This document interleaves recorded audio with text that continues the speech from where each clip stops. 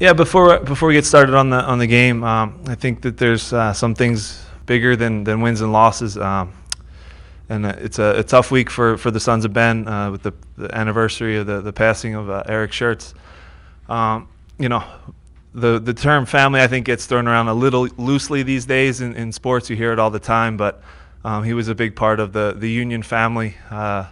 Whether you watch games at Stoney's Pub in Delaware. The 700, down in my neighborhood at O'Neill's on 3rd Street. Well, we're all in this together, as fans, as a team, and it's always difficult when you lose a member. So just wanted to say that the guys had a little something extra today, I thought, and a night that maybe wasn't our best performance. Important to reflect on that. Questions for Jim. Right. Bravo in the defensive midfield role didn't seem to get a lot of space or time on the ball. Was that something you were concentrating more on while defending, or closing up space in front of the defense? I think first and foremost we expected Pirlo, so that's how we prepared. And the idea was to high press. We're going to try to be a team that presses home and away. We thought it would be Pirlo in there. A little bit of a surprise with a couple changes. They do have a Wednesday midweek game. But at the same time, our approach was to put pressure on them. I think from minute 1 to minute 90, I think we did a good job of that. New York was sharp on the day, though. They were good with the ball. They gave us some trouble, especially in the first half, getting in behind. And the kid Bravo, he's a very good player, and stepped in and I thought had a good performance for them. Not happy with our overall game on the day, but at the same time, good teams find ways to win when it's not their best night. And I give the guys a heck of a lot of credit for keeping a clean sheet at home. Very good performances from some young guys on the field. Guys that came in off the bench impacted the game in a positive way. So happy from that regard. Mark. Jim, this is the second game with Josh in there. Yeah. Just could you assess where he is at this point and what you've seen? He's had some tough assignments these 2 weeks. Yeah, I thought today was better than Seattle, So again, that's as a player, that's what you want. You want growth each day. Again, David Villa is a world-class player that he has to deal with. There was a couple moments in the first half where David Villa got in between Brian and Yaro. When do you step? When do you drop? I thought he handled that pretty well for a young kid.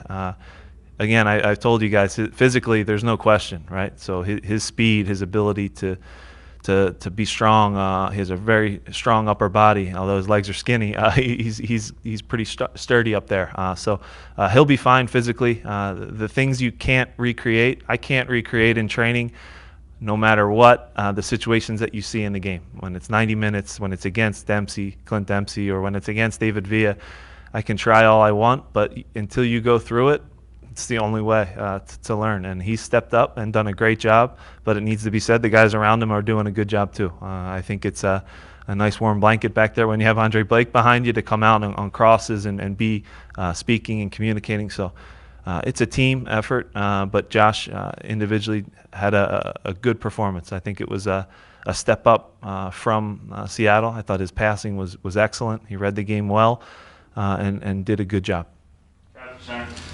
Jim, there's some internet rumblings coming from non-Philadelphia fans and non-Philadelphia media about CJ for the national team. Do you have any thoughts on that at all?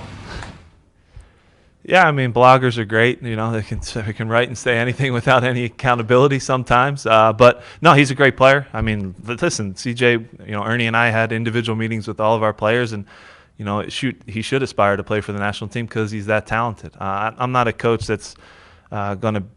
I don't really believe in me talking about what Jurgen Klinsmann should do. So, is CJ a great striker? Yes, he is. He's a great number 9. He's a good target.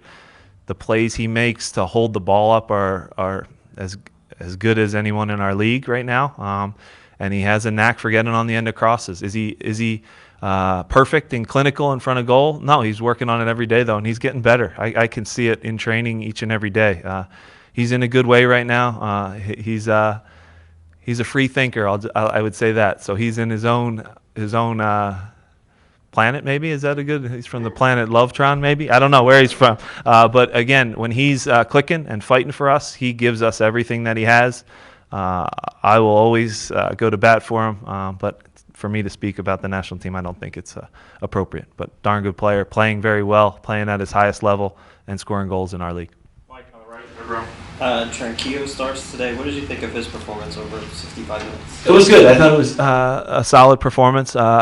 Again, could he be sharper with the ball? Could he, does he have the explosiveness and the engine to do it for 90 yet? Not quite, but it's not possible to have that. Again, until you get out there in real MLS games and live action, that's the best way to get yourself going. I thought it was a solid performance from him. Thought he did well in the goal to set it up. Very good. He's a special player. He's one of our top players for sure, and it's good. It's tough for me to sit up here because we haven't had our full selection of team yet. I don't think we fielded our best lineup yet. Guys are getting great experience though, so this helps. We're deep. Ernie said it from the start. We're going to be a team that's too deep, and we've had to use it a heck of a lot already, whether it's red cards, injuries, or different things, and guys have really risen and stepped up. So players need to be commended for that. They've done a good job. And Tranquillo, again, waiting and getting fit. It was good for him to get his first start out there. Andy, first row left. Jim, what'd you think of Pontius and how's his face? Yeah, that was a hockey cut. It was a good sized gash. Of course, as a coach, you want it to be an instant thing where he's right back out on the field. New York was coming, if you remember, they were coming at us pretty good at that time. So he went on once, came back off, they couldn't get the blood stopped. So as a coach, it's frustrating because you don't want to take a good player off the field like Pontius, but at the same time, if it was going to be something that he's in, he's out, he's in, he's out, we were really contemplating making a move. So Paulie, our trainer, and I had some nice words back and forth to speed it up. They did a good job, though, of getting them going, and I'm happy for Chris to get a goal. I thought he worked hard on the day. Again, wasn't our best day of soccer, but the sign of a good team that we got to win on a day when we weren't our best. To go back, Jim, to CJ for a minute. Yeah. Been a lot of talk from Ernie, from you, from the organization as a whole about the desire for especially the young guys on this team to improve individually and put in the mental work to get better and then show it on the field. He seems to have really exemplified that. I wonder if you see it that way too. Of course, I would have to agree with everything you said. I think players, they're not naive when they see in an off season and we sit with them and we tell them, "You're our guy," and we don't bring in another guy at maybe a higher salary. We believe in him, and I think that as a player, he really appreciates that. He appreciates that for me. He appreciates that with Ernie, and it's a good thing. And he's in a good way right now. Again, when he's feeling good and smiling every day and putting the work in, he's tough to stop. As a center back, you do not want to play against CJ. He's a pain in the butt to play against. He holds the ball very well, and he's in a good spot right now. But I do think there's something to the fact that we were happy with him. We think he can be the guy who gets, the 15 goals to 20, whatever it is. We won't set benchmarks, but at this like he did. But we think he can score goals, all right? And I think we're a team that is going to get him service, and that's what he needs. And I do think that there's something to the fact that he knows we believe in him. And I think as a player, there's nothing stronger than that, knowing that you have a staff and a coach that is happy with you being the guy. Yeah. What about you? If the math's right, I think you just became the coach with the most wins in Union history. But is it at least a sign that this team really is headed in the right direction now? Because 4 of those wins have come in the games this season. Yeah, I don't. Individual awards aren't for the regular season, so I'm not too into that. And not just for me, but for even our players and team of the week and save of the week and all that stuff that they mess up every week anyway. So yeah, I want to get better as a coach myself. I want to get our players better. I want them to play at the highest level they possibly can play at. At the end of the year when individual accolades come, usually they are to teams that win. I think that's the natural way it goes. Everybody gets credit when we win as a team. So if we're able to sustain what we've done through, again, only 7 games, if we're able to sustain it during the course of 34, you'll see our guys in the All-Star game, in the best 11, whatever it might be. But we're not there yet, and it's premature to talk that way. But again, it's a good start to the year. We knew it was important to have a good start. We had a lot of positive changes in the organization, and now you're seeing the results justify and give a belief to the players, and they've really bought in, and they deserve a lot of the credit.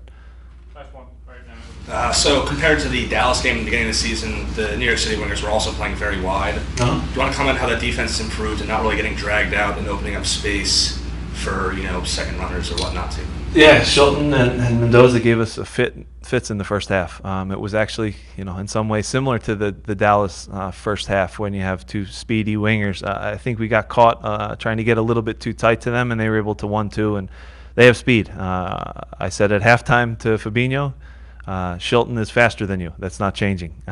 Keegan, Mendoza is faster than you, but there's ways you can play it and not be so over-aggressive and fly out of the line and just kind of just play it in a different way. So I think we adjusted in the second half a little bit. I thought Ray came in and did a very good job on Shilton. Ray can run with Shilton, so there's a difference there. But overall, they're a good team. They have good wide players and two young kids that gave us a fit in the first half. But at the same time, we did a good job of sticking together through the tough moments, hanging on, and getting a good 2-0 win at home and sending a packed house of fans home happy. Thanks, guys. Thank you.